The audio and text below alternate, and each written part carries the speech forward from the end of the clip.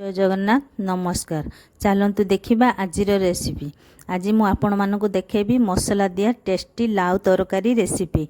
ताहले चलतु देखा आज रेसिपी। एठी मु गुटे लाउ नहीं, लाउ को भल भाव धोई देछि। एबे लाउ रु चोपा बाहर करबा। लाउ रु चोपा सब भल भाव बाहर कर देछि।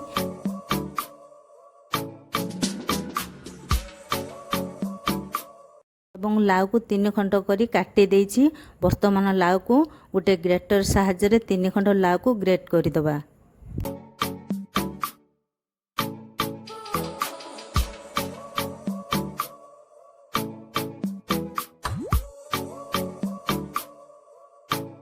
लाउ आमर सब ग्रेट हो जाइछि। एबे फुटा पानी रे लाउ को सब पकाई गोटे चामच लूण दे मिसाई दबा।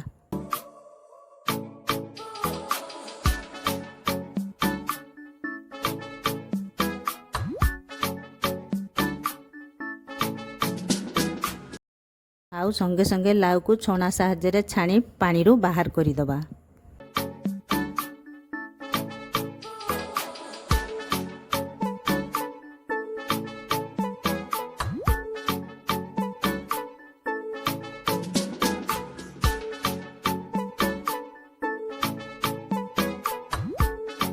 तापरे ठंडा पानी रे लाउ को धोई हाथ रे चिपुड़ी गोटे जगार रखी खंडे कपड़ा रे लाउ को भल भाव एमती चिपुड़ी पानी सब बाहर कर दबा।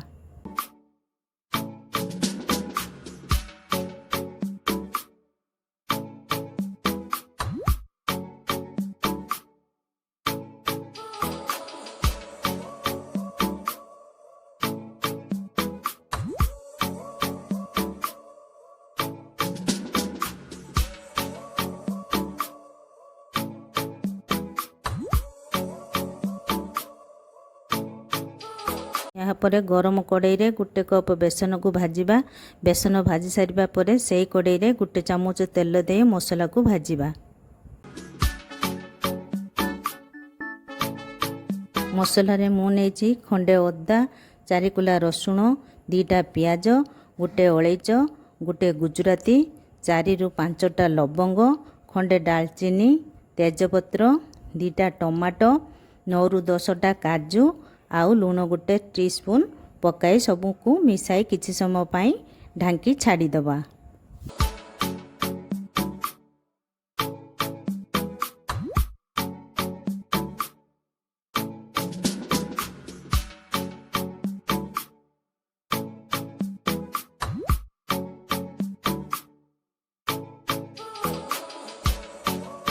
मसला आमर भाजी हो जाइछि एवं ठंडा मध्य हो जाइछि। एबे मसला को ग्राइंड करिबा। मसला आमर ग्राइंड हो जाइछि। लाउ रु आमर पानी सब बाहरी जाइछि। एबे गोटे बाउल रे लाउ को पकाई पियाज, कंचा लंका, धनिया पत्र, काश्मीरी लंका गुंड, धनिया गुंड, जीरा गुंड, गरम मसला आउ भाजी रखिथिया बेसन को 2 चामच देबा। पनीर लूण पकाई सबको भल भाव हाथ रे चकटी मिसाई दबा।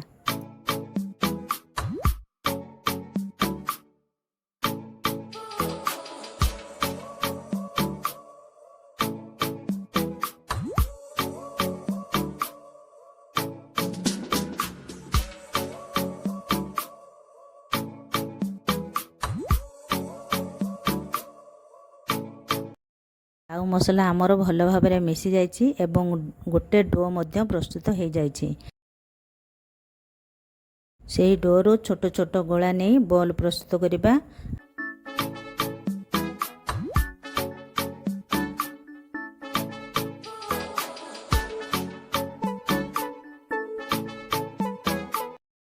आमर बॉल सब प्रस्तुत हो जाइछि। एपटे तेल आमर भल भाव गरम हो जाइछि। एबे बॉल को पकाई छाणिबा।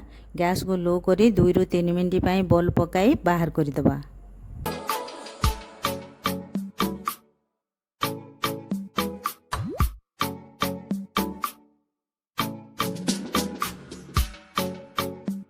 बॉल आमर भल भाव हो गलानी एवं बॉलर कलर मध्य चेंज हो गलानी। एबे बॉल को गोटे प्लेट को बाहर कर दबा। एही परि भाबे सब बॉल को छाणी दबा।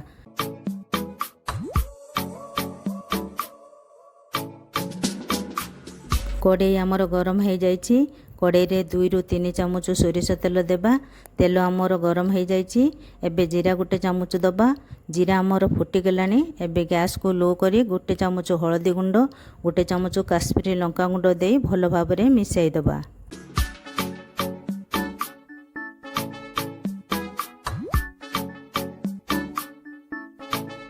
यापर बाटी रखिया मसला को दे भल भाव में मिसाई स्वाद अनुसार लुण दे सबको भल भाव में मिसाई कस्तूरी मेथी पकाई ग्रेवी को फुटिया छाड़ीदबा।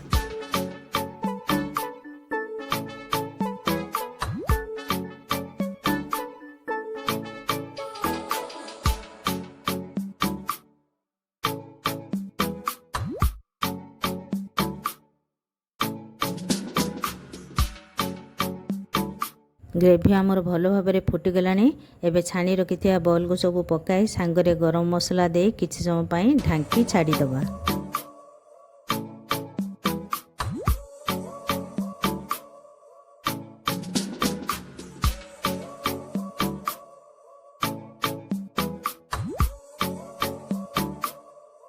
एबे ढांकुणी बाहर करवा देखंतु तरकारी आमर केते सुंदर देखा जाउची एवं बढ़िया बास्ना मध्य होउची। एबे गैस को ऑफ करदबा एवं यहाँ को गोटे सर्विंग प्लेट को बाहर करदबा। प्रस्तुत हो गला आमर सुपर टेस्टी लाउ तरकारी रेसिपी।